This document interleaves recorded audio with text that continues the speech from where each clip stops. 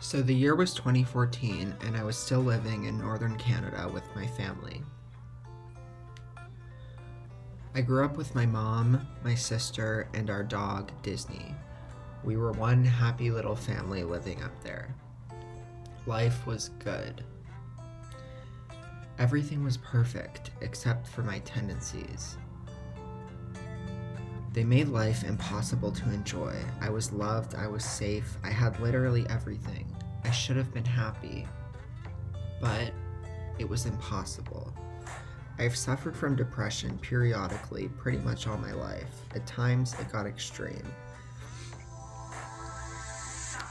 Here's the problem about living with a chronic issue. You become your sickness. It hijacks your brain like a virus, and after long enough, you begin to identify with the sadness. It becomes you, and you become it. These are the tendencies I'm referring to. Even when I went through months of feeling fine, I developed this characteristic darkness and pessimism. I couldn't escape my depression, even if I wasn't depressed. It was a curse. Since I can remember, I've been infatuated with beauty of any kind. People, places, nature, art especially, and whatever else you may think of that constitutes beauty.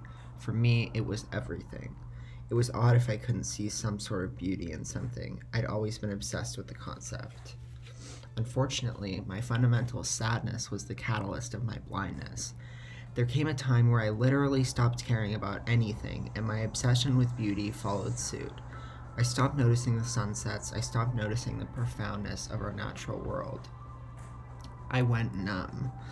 Any warmth inside of me froze solid.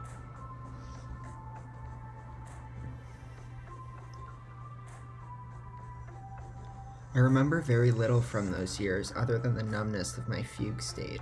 I'd gone cold, and life's beauty vanished from my interest. This is what I had become. Now let's get to the point. I'd been comfortably depressed now for around 2 years, and the pills, they only made it worse. Fast forward about 2 weeks, and I find myself in Northern California. Our family friends owned property outside of Redding, and we'd frequented many times before. My family was once again flying down from Canada to visit. We had prior knowledge that fires were burning nearby, but it was California. Fires were part of the package deal, so it seemed like an arbitrary thing to be concerned over. Shocker, it was not a baseless concern. About a week into our trip, the wind shifted and an entire new path of fire began burning. That wasn't supposed to happen.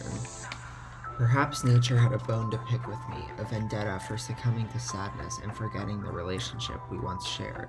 Regardless, the flames were coming.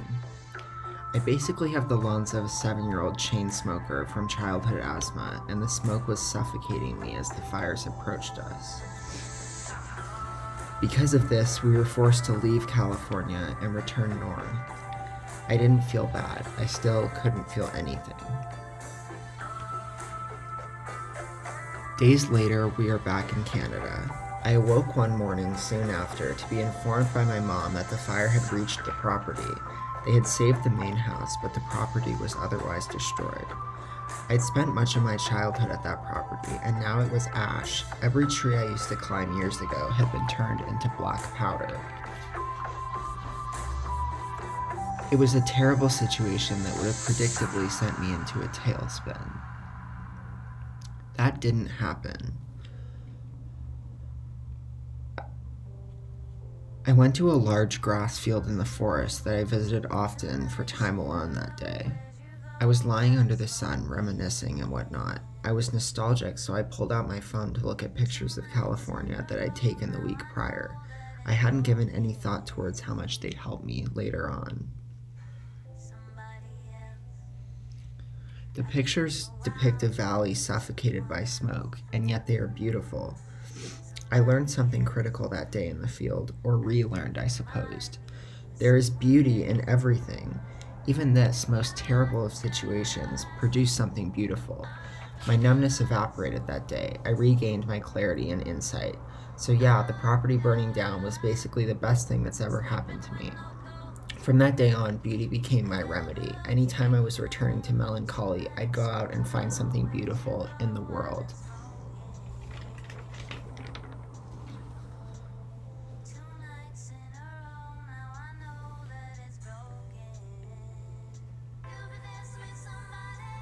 There's beauty in all negative situations, but it must be pursued. Here's the thing about life, it's going to beat you down. It might be so miserable at times, and you might lose yourself the way I did. Hardships are inevitable, they are part of what makes life, life. If we never had to experience difficulty, we'd all be half the people that we are today. The distinguishing factor is how you choose to overcome it. For me, it was altering the pessimistic outlooks that ruled me and finding the beauty in negative situations. There was an interim in my life where I lost sight of that beauty. I was blind, failing repeatedly to perceive it or to even look at all. Now I can see. Let me share a secret with you. When you face adversity, there are infinite ways to reconcile. The choice is yours. But here's the actual secret. The sun will rise and set whether or not you're watching. The music will play and the poetry will be written whether or not you choose to listen or see. Beauty doesn't care if it's noticed. It doesn't care if we choose to benefit from it or not. But why ignore something beneficial that will be there anyways, waiting to be noticed, waiting to make life a little more tolerable? The inability or unwillingness to perceive beauty in the world, whatever the word means to you, will only make life harder than it needs to be. Next time your life feels sterile and gray, seek out beauty in your world. Go outside, start writing, put on a record. It is a universal remedy that is at our constant disposal. Use it, seek it out, and never, ever let yourself go blind.